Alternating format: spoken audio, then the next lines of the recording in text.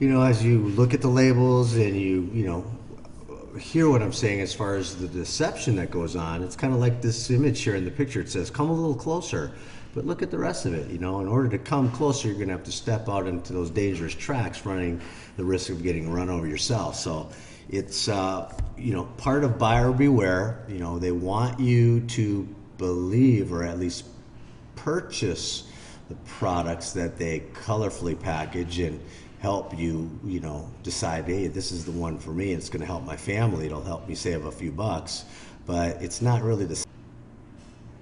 And when you look a little closer, you look at the label on the food item, and you can see, a variety of different things that are going on in each of them. That when you understand more about, sugar, alcohols, and some of the fats that are in here. Now, you have vegetable oil blends and soybean oil blends and partially hydrogenated fats, which are the things that are causing most of the problems. And then, when you get these that say fat-free, there's a ton of sugar in there, and there's some other things going on. So you really have to be armed with enough knowledge to know how they label food items and get away with, these terms: fat-free, zero trans fat, sugar-free, low carb, whole wheat, whole grain. Well, that's not necessarily healthy. So we're going to kind of go forward here and kind of uncover a little bit more of why that happens. And it starts with possibly, for myself, I can look back and remember as a kid watching Saturday morning cartoons and seeing, all of the sugar cereals, Lucky Charms and Frankenberry and Cocoa Puffs and Apple Jacks was like one of my favorites, or Fruit Loops.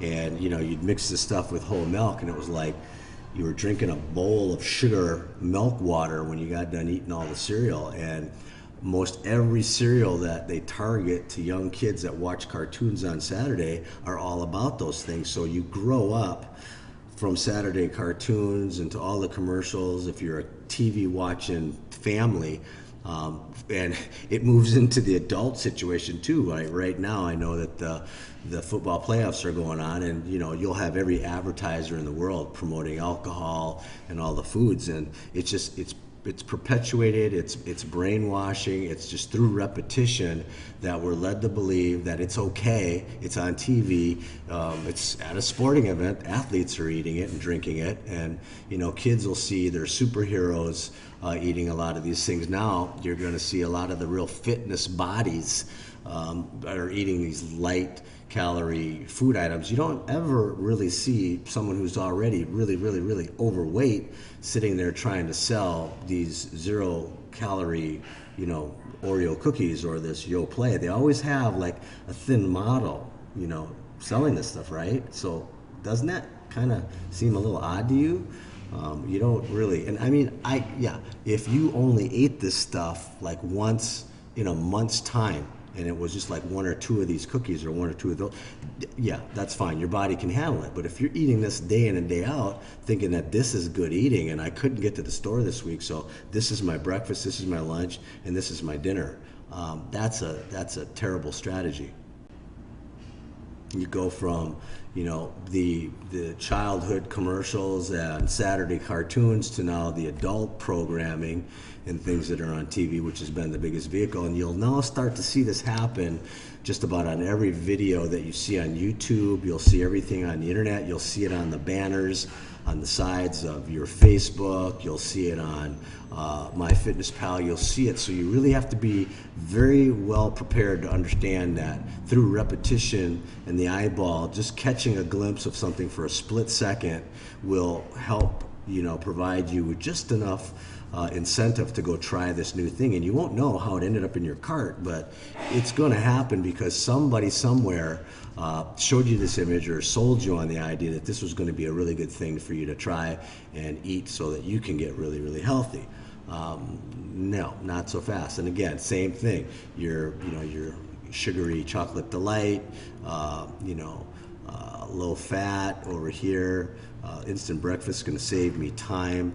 Oh, I'm going to get slim fast, right? No, that's not going to happen. So just buyer beware. Let's try to stop the crazy madness.